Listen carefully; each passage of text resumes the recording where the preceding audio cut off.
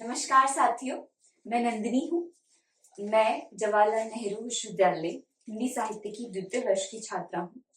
आज हम सभी डीम्ड यूनिवर्सिटी के 2025 बैच हिंदी साहित्य का शुभारंभ करने जा रहे हैं। ये आज की पहली कक्षा है और ये हिंदी साहित्य के सबसे जरूरी टॉपिक या फिर जिससे शुरुआत होती है हिंदी साहित्य का आदिकाल, उस पर रहने वाली है। इस कक्षा को शुरू करने से पहले इस बैच के बारे में मैं थोड़ा सा आप सभी को जानकारी देना चाहती हूँ। इस 2025 CUT हिंदी बैच में आपको लाइव क्लासेस मिलेंगी, जिसमें जो भी अध्यापक रहेंगे वो आपके साथ लाइव इंटरेक्शन में रहेंगे। ये रिकॉर्डेड क्लासेस नहीं होने वाली कि आपको 5 महीने पहले रिकॉर्डेड करके दे दिया। उस समय अगर आपकी कोई क्वेरी है तो उस समय आप पूछ सकते हैं।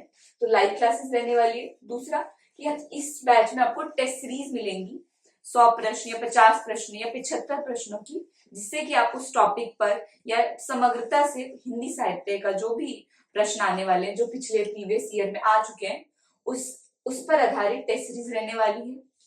दूसरी बात कि इस बैच में आपको नोट्स और स्टडी मटेरियल, जो भी हमारे टॉपिक्स होते हैं या जो भी कंटेंट होता है, जैसे कि इस CUT में प्रयोजन मूलक जुड़ गया है, काव्यशास्त्र से काफी प्रश्न आने लग गए, तो उसके जो भी नोट्स होते हैं या मटेरियल होता है वो भी आपको इस बैच में उपलब्ध कराया जाएगा।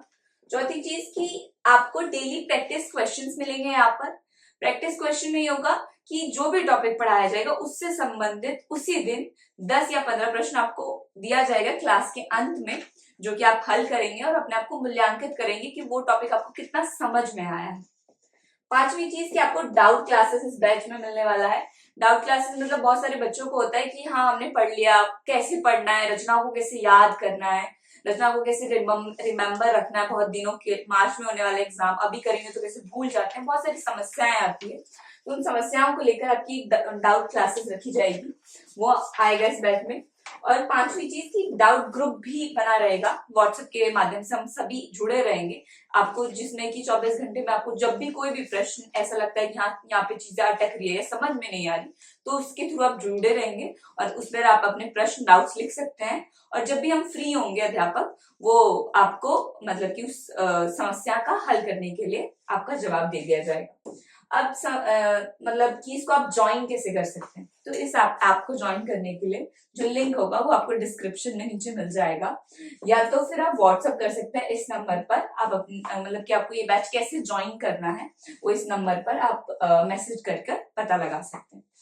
दूसरी चीज कि आप लोगों को हम लोगों ने टेलीग्राम ग्रुप बनाया हुआ है, उसमें आप लोगों को फ्री क्विजेस मिलेंगी डेली बेसिस पर कि बहुत सारे प्रश्न होते हैं, अगर हमारे आंखों के सामने रहते हैं वो प्रश्न और बार बार दोहराते रहते हैं, तो उससे परीक्षा में चीजें, क्योंकि बहुत बड़ा है हिंदी साहित्य का सिलेबस, तो उसको कवर करने में इजी हो जाता है। तो इसमें आपको अगर आप टेलीग्राम ग्रुप में जुड़ जाते हैं तो उस पर वहां पर फ्री क्विजेस आपको मिलेंगे। दूसरा कि वेबिनार होने वाला है, जिसमें कि जो भी बच्चों की क्वायरीज होगी वो आपको इस वेबिनार में आप पूछ सकते हैं और मतलब जवाब पा सकते हैं। तीसरे एग्जाम से जो भी रिलेटेड कि कब एग्जाम होने वाला है, कितने तारीख को होने वाला है, एडमिट कार्ड, इन सब की जो भी अपडेट होते हैं इस ग्रुप पर आपको मिल जाएगा। तो आप ये जो टेलीग्राम ग्रुप है डीम्ड यूनिवर्सिटी का, वो ज्वाइन कर सकते हैं। इसका लिंक भी डिस्क्रिप्शन में दिया होगा। अब आते हैं इस कक्षा के बारे में, जिस पर की आज की ये कक्षा हमारी होने वाली है। हिंदी साहित्य का जब भी नाम सुनते हैं तो हिंदी साहित्य को अब जो भी बच्चे मास्टर्स में अपनाना चाहते हैं तो सोचते हैं कि हमको एक बड़ी यूनिवर्सिटी मिले, जैसे कि JNU जैसी प्रतिष्ठित यूनिवर्सिटी या DU हो गई, और भी जैसे BHU हो गई, बहुत सारी यूनिवर्सिटी, वहां पर एंट्रेंस रख दिया है SUET। तो उस एंट्रेंस में आप वस्तुनिष्ठ 75 प्रश्न आते हैं। उन 75 प्रश्नों को अगर हम एनालाइज करते हैं तो उसमें दो तरीके के हम प्रश्नों को देख सकते हैं। एक तो कॉन्सेप्ट बेस पर कि हमारा कॉन्सेप्ट आधारित हिंदी साहित्य से रिलेटेड उस पर प्रश्न आते हैं, और दूसरा आता है फैक्ट से रिलेटेड कि आपको डायरेक्ट फैक्ट्स पूछ लिया जाता है कि इसका समय काल क्या थी, इसकी अवधि क्या थी। तो उस प्रश्न पत्र को हम जब भी एनालाइज करते हैं तो हमको दो चीजें मिलती है, एक कॉन्सेप्ट और दूसरा मिलता है फैक्ट्स। तो इन दोनों की तैयारी के लिए आपको क्या करना पड़ेगा, तो हम पहले फिक्स की बात करते हैं, क्योंकि फिक्स बहुत इजी होते हैं, फिक्स बहुत जल्दी लोगों को याद हो जाते हैं, आपको केवल रटना होता है। तो उसके लिए दो किताबें बाजार में आपको उपलब्ध होगी। पहली गोविंद पांडे और सरस्वती पांडे की वस्तुनिष्ठ इतिहास हिंदी साहित्य का वस्तुनिष्ठ इतिहास कर जिसमें कि आपको हिंदी साहित्य से रिलेटेड जितने भी फैक्ट्स हैं वो आपको मिल जाएंगे। दूसरा, दृष्टि की नेट जरफ वाली किताब जो कि बहुत बड़ी है, बहुत मोटी है, उसमें आपको गद्य खंड नहीं, जो कि नेट जरफ के लिए वो नहीं, केवल हिंदी साहित्य जितना रिलेटेड है, भाषा खंड हो गया या फिर हिंदी साहित्य का इतिहास हो गया, उससे रिलेटेड वहीं तक आपको ये दृष्टि वाली किताब देखनी है। लोग भूल करते हैं कि दोनों किताब को ले लेते हैं, नहीं, आपको दोनों में से कोई भी किताब जो आपको अच्छी लगे उसको देखना है। जो भी लोग दृष्टि को देख रहे हैं वो याद रखें कि इस किताब में आपको केवल कुछ ही चीजों को हल करना है, तो उस कुछ ही चीजों को देखना है, सारी चीजें आपको याद नहीं करनी और ना ही हो सकती है, और याद करेंगे तो भूल जाएंगे। तो दृष्टि वाली दृष्टि वाली किताब को कैसे पढ़ना है ये भी इस बैच के अंतर्गत हम आपको बताएंगे। दूसरी बात आ जाती है कॉन्सेप्ट की। यही चीज है जो कि आपका निर्धारण करता है कि आप जेएनयू क्लियर कर पाएंगे या नहीं, डीयू जैसे संस्थान में जा पाएंगे या नहीं। बहुत लोगों का जिसका हिंदी साहित्य बैकग्राउंड नहीं होता, उनका कॉन्सेप्ट नहीं बनता कि आदिकाल के बाद भक्तिकाल आया तो भक्तिकाल का उदय कैसे हुआ। ये सारी चीजों को कैप्चर करने के लिए आप मतलब कि इन चीजों को अपनाने के लिए आपके कॉन्सेप्ट बहुत अच्छे होने चाहिए। अगर आप शुरुआत कर रहे हैं तो भी आप कम से कम 3 पुस्तकों को, ज्यादा भी कर सकते हैं, हिंदी साहित्य इतिहास की 3 किताबों को देख सकते हैं। मेरे द्वारा ये 3 किताबें, आप 4 भी पढ़ सकते हैं, जैसे कि आप इसमें एक और ऐड कर सकते हैं बच्चन सिंह की, ठीक है, दूसरा इतिहास। लेकिन मिनिमम ये 3 किताबें पढ़कर जाएं, जिससे कि आपके जो भी परीक्षा में कई बार हो जाता है कि कॉन्सेप्ट ही हमारे फैक्ट्स को निर्धारित करता है। कई बार हमको फैक्ट्स उतने याद नहीं रहेंगे, लेकिन अगर आपका कॉन्सेप्ट ठीक होगा तो आप तुक्का लगाकर भी फैक्ट्स को ठीक कर सकते हैं। तो पहली किताब आती है विश्वनाथ त्रिपाठी। जो लोग हिंदी साहित्य के नहीं भी हैं, वो बहुत सरल भाषा में हिंदी साहित्य का सरल इतिहास नाम की विश्वनाथ त्रिपाठी द्वारा पुस्तक लिखी हुई है, इसको देख सकते हैं। दूसरी किताब है रामचंद्र शुक्ल की हिंदी साहित्य का इतिहास 1929। जैसे किसी भी स्ट्रीम का आधार ग्रंथ होता है, वैसे हिंदी साहित्य का आधार ग्रंथ रामचंद्र शुक्ल को माना जाता है। मतलब जितने भी इतिहास ग्रंथ इसके बाद लिखे गए हैं वो सारे इसके पक्ष या विपक्ष में लिखे गए हैं। तो इस किताब को पढ़ना, मतलब जिसको भी क्लियर करना है सीयूटी 2025, कई बार लोग इस किताब को छोड़कर चले जाते हैं, जबकि ये आधार ग्रंथ है, इसको पढ़े बिना आप आगे नहीं बढ़ सकते हैं। और इसकी जो भाषा है वो थोड़ी क्लिष्ट और कठिन है, तो उसको हम इस बैच में बहुत इजी लैंग्वेज में समझेंगे और मैं आपको समझाऊंगी। हमको कोई चाहिए होता है, अगर जिन बच्चों का बैकग्राउंड नहीं है, क्योंकि ये किताब पहली बार आप पढ़ेंगे तो सर के ऊपर से चली जाएगी, क्योंकि इसकी भाषा बहुत कठिन है। तो इस किताब के हम थॉरली जो चीजें बताई गई इस किताब में वो समझेंगे। दूसरी रामस्वरूप चतुर्वेदी की, जब आप ये दोनों किताब पढ़ लें उसके बाद रामस्वरूप चतुर्वेदी पर आए, जो कि ये जितनी भी इतिहास लिखी गई है ये आधुनिक काल की किताब है। तो 1986 में लिखी गई रामस्वरूप चतुर्वेदी, हिंदी साहित्य का इतिहास और संवेदना का विकास करके। तो इस किताब से आपकी जो समझ हो जाएगी वो बहुत बेहतर हो जाएगी। शुक्ल जी ने आधुनिक काल के बारे में उतनी जानकारी नहीं दी है, लेकिन आधुनिक काल को भी रामस्वरूप चतुर्वेदी ने अच्छे से कवर अप किया। तो कम से कम मिनिमम ये 3 किताबें इस परीक्षा के लिए पढ़कर जाए। अब बात आती है इस कक्षा की, हम जो कि पढ़ने वाले हैं, आज की कक्षा आदिकाल पर होने वाली है, उसके बारे में। आदिकाल को पढ़ने से पहले हमको समझना पड़ेगा कि साहित्य क्या होता है, व्हाट इज लिटरेचर, हम क्यों पढ़ रहे हैं साहित्य, या फिर होता क्या ये। तो मैंने अभी जैसे कि आधार ग्रंथ बताए, उसमें रामचंद्र शुक्ल का नाम लिया। तो रामचंद्र शुक्ल के अनुसार साहित्य होता है जनता की जो चित्रवृत्ति है, और चित्रवृत्ति भी ऐसी नहीं, संचित चित्रवृत्ति। इसमें संचित यानी कि परंपराओं को भी वो ऐड ऑन करते हैं अपने साथ। जनता की संचित चित्रवृत्तियों का प्रतिबिंब को वो साहित्य मानते हैं।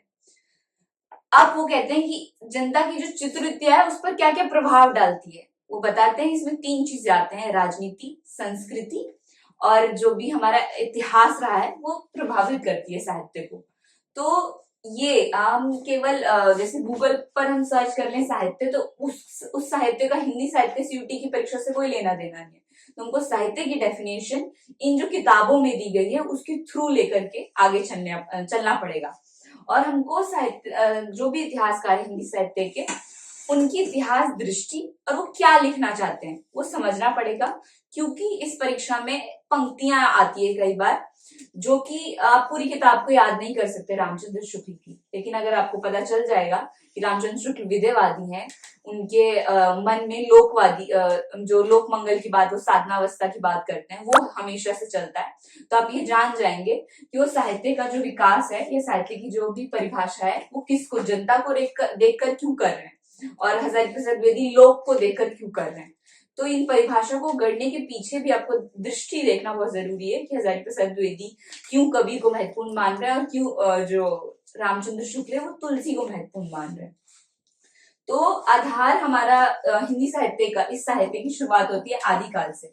आदिकाल मतलब कि रामचंद्र शुक्ल के अनुसार 1000 संवत से 1375 तक माना गया समय काल। संवत में अगर हम 57 माइनस कर देंगे तो हमारा ईसवी आ जाएगा। तो परीक्षा में कई बार ईसवी लिखा होता है, कभी कभी संवत लिखा होता है। तो हमको ये डेट्स का कुछ बच्चे परीक्षाओं में 57 माइनस करके लिखा होता है, लेकिन वो समझ नहीं पाते हैं कि ये संवत लिखा है या ईसवी। तो इसमें थोड़ा ध्यान रखें और वैसे ही करें। तो आदिकाल से हम शुरुआत मानते हैं इसकी। रामचंद्र शुक्ल के अनुसार ये समय काल निर्धारित किया गया है और रामचंद्र शुक्ल ने जो बात कही है उसी को आधार बनाकर हम मतलब कि हिंदी साहित्य की शुरुआत या उसका नामकरण उसी को मानते हैं।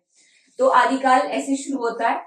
आदिकाल में आदिकाल को बहुत सारे नाम दिए गए, जैसे कि आदिकाल, एक सेकंड, हाँ, नामकरण की बात कर लेते हैं।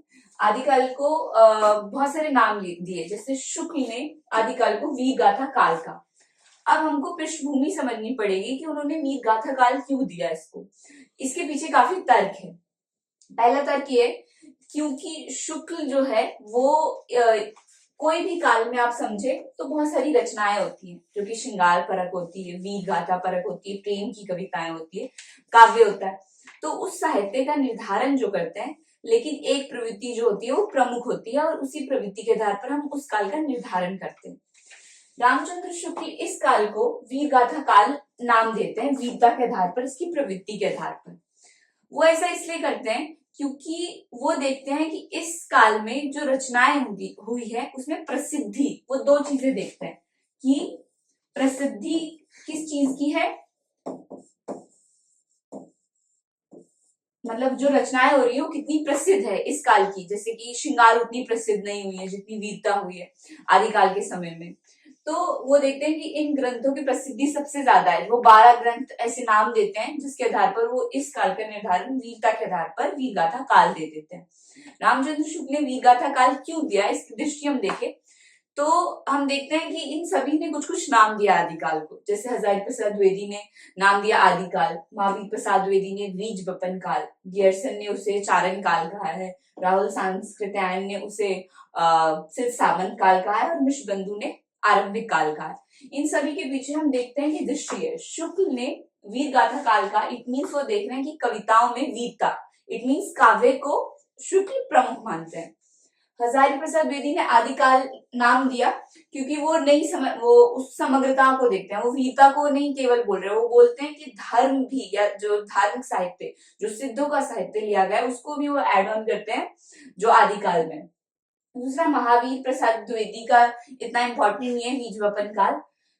गियर्सन का, गियर्सन इसे नाम दिया चारण काल। चारण काल इट मीन्स की जो कविताएं कर रहे हैं, जो इन कविता को प्रमुखता दे रहे हैं, इट मीन्स की कवि, गियर्सन की दृष्टि में कवि महत्वपूर्ण है, ठीक है। और वही राहुल सांस्कृत्यायन दे रहे हैं सिद्ध सामंत काल। सिद्ध सामंत काल मतलब आश्रयदाता, किस पर कविताएं लिखी जा रही है, तो सिद्ध सामंत काल उन्होंने ये नाम दिया। तो हमको देखना पड़ेगा कि इनकी दृष्टि में आश्रयदाता प्रमुख है।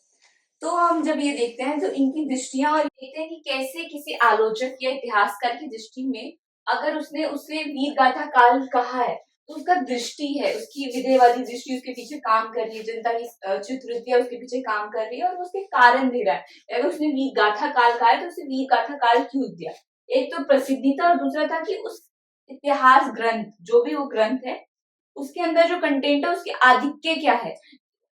शुक्ल ने ऐसे ही इस काल को वीर गाथा काल नहीं कह दिया, उसके कुछ आधार स्तंभ बताए। उसके लिए उन्होंने 12 ग्रंथ दिए और उन्होंने बताया कि इन सभी ग्रंथ में जो प्रमुखता है वो वीरता को है।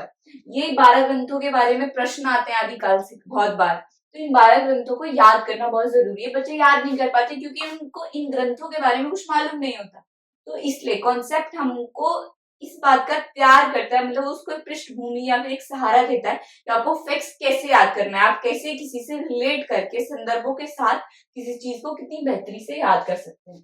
तो पहला उन्होंने बताया कि उन्होंने इस काल को निर्धारित करने के लिए ऐसे 12 ग्रंथ बताए जो कि प्रमाणिक है, उसे जाली कहकर भी उन्होंने 12 ग्रंथ दिए, जिन 12 ग्रंथों में प्रसिद्ध थे 12 ग्रंथ, और इन 12 ग्रंथों में अधिकता वीरता की थी। उस समय के जितने भी कवि थे या जो भी चारण थे वो ये रासो जो है ये मतलब कि राजस्थान में लिखा गया है ये, और यही से हम उसकी शुरुआत मानते हैं हिंदी साहित्य के आदिकाल की। और ये सभी अपने राजाओं की प्रशंसा करने के लिए, उनकी वीरता का वर्णन करने के लिए लिखे गए थे। तो पहला लिखा गया मतलब विजयपाल रासो, हमीर रासो, खुमान रासो, विसल देव रासो। कुछ रासो इंपॉर्टेंट है, जैसे कि ये विसल देव रासो की कहानी आपको याद करनी पड़ेगी राजनीति के साथ जो भी है। उड़ीसा, ये उड़ीसा के अंतर्गत मतलब उड़ीसा का आधार बनाकर क्षेत्र को आधार बनाकर लिखा गया है। इसको वीरता का शुक्ल ने जरूर कहा है, लेकिन ये काव्य श्रृंगारिक है पूरी तरीके से। वीरता की अधिकता इसमें कम है, ये श्रृंगारिक काव्य के तहत ज्यादा आता है। जो सबसे इंपॉर्टेंट ग्रंथ था वो इसे माना जाता है, पृथ्वीराज रासो का।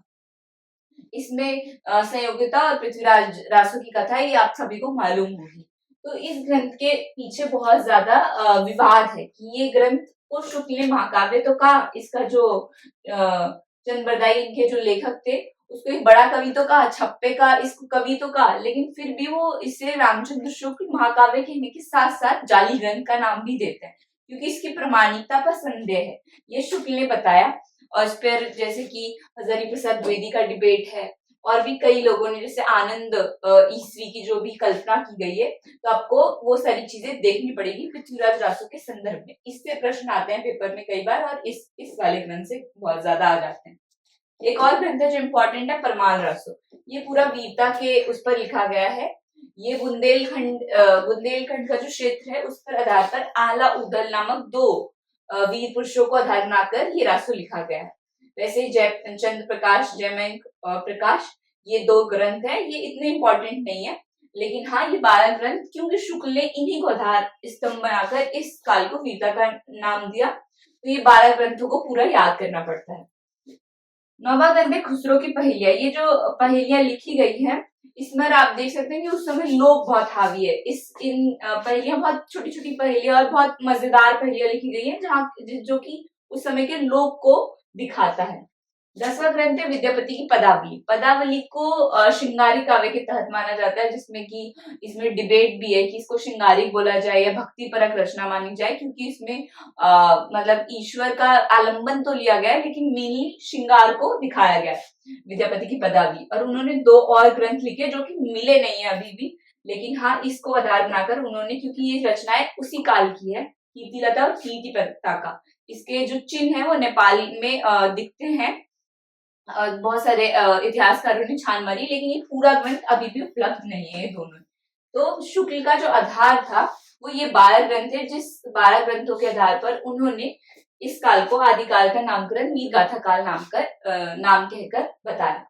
अब हजारी प्रसाद द्विवेदी की हमको दृष्टि देखनी पड़ेगी। इन्होंने इस काल में केवल वीरता को प्रमुखता नहीं दी, उन्होंने कहा कि संक्रांति काल था, इसमें बहुत सारी रचनाएं थी, जैसे कि इस समय सिद्धों द्वारा लिखे गए और गोरखनाथ द्वारा लिखी गई बहुत सारी चीजें थी जो कि धार्मिक थी मूलतः। इसी कारण इसको धार्मिक काव्य कहकर उन्होंने इस काल से हटा ही दिया, मतलब जैन साहित्य को पूरा हटा दिया, गोरखनाथ के सरहपा के लिखे स्वयंभू को हटा दिया शुक्ल ने। लेकिन हजारी प्रसाद द्विवेदी की जो दृष्टि है वो समग्रता को लेकर चलती है, इसलिए उन्होंने इन काव्य को भी रखा, जैसे सिद्ध के, जैन के और गोरखनाथ के। सिद्ध के सरहपा हो गए, इसको बहुत इंपॉर्टेंट है, जो कि इनके जो पंक्तियां हैं परीक्षा में सरहपा की पंक्ति आ जाती है, स्वयंभू की पंक्तियां कई बार आ जाती है, और जैन कवि जैसे देवसिंह की पंक्तियां कई बार आ जाती है।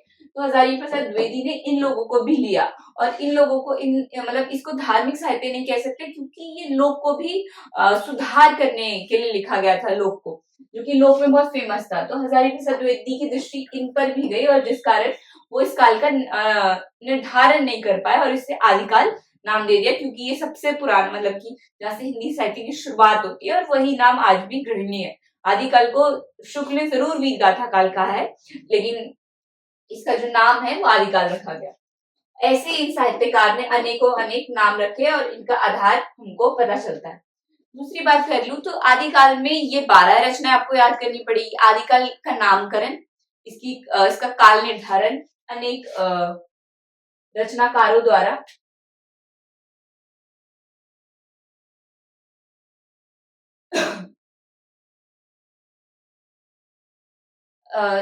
एक सेकंड भैया रोक देना, पेज कहाँ गया? हम्म। तो जिस प्रकार हमने कई आलोचकों और लेखकों को पढ़ा, उस पर हमको दिखा मतलब कि ये प्रूफ करना पड़ेगा, ये हमको आदिकाल की समझ बनती है कि उस काल में अनेकों अनेक जैसे धर्म भी रचे जा रहे थे, श्रृंगार पर काव्य भी रखे जा रहे थे, स्वयंभू भी आते हैं, सरपा भी आते हैं, गोरखनाथ की बानियां भी आती है, जो कि हजारी प्रसाद द्विवेदी की दृष्टि जिन पर गई। अगर हम उनको हटा देते हैं, जो कि शुक्ल जी ने किया, तो हम एक समग्रता में नहीं दे पाते, क्योंकि कबीर का जो पूरा आधार है वो आपको सिद्धों की बानियों में मिलेगा, सिद्धों की संध्या भाषा में मिलेगा, और सरहपा के लेखों में मिलेगा, और गोरखनाथ से बहुत जुड़े हुए कवि। तो आपको अगर कबीर की रचनाओं को देखेंगे तो आप देखेंगे कि जो भी उन्होंने रूपक लिए हैं, ये वो बहुत ज्यादा पुराने हैं, अपभ्रंश से काफी रूपक है, और वो इनके हैं। तो इन लेखकों को भी आदिकाल में लेना जरूरी है, जो कि हजारी प्रसाद द्विवेदी ने लिया। तो अगर हम आदिकाल को समग्रता मिले तो केवल वीरों द्वारा या फिर चारण द्वारा वीरों की प्रशंसा का काव्य ना होकर इन ये सारी दृष्टियां कि उसमें श्रृंगार जैसे विसलदेव रासो भी लिखे जा रहे हैं, वीरता परक रचनाएं भी लिखी जा रही हैं, धर्म ग्रंथ भी लिखे जा रहे हैं बहुत सारे, और उस समय जो भी काव्य है, गोरखनाथ का पूरा पंथ भी खड़ा किया जा रहा है। तो ये सब पूरी सारी चीजें आ गई, जिसमें कि आप कह सकते हैं कि भक्त केवल एक जैसे कि आधुनिक काल और आदिकाल व्यापकता को दर्शाता है। आधुनिक काल की भी कोई एक प्रवृत्ति नहीं है और आदिकाल की भी कोई एक प्रवृत्ति नहीं है, जबकि रीतिकाल और भक्तिकाल की एक प्रवृत्ति को हम देख सकते हैं कि भक्ति काल में भक्ति को अधिकता थी और रीतिकाल में दरबारी काव्य था।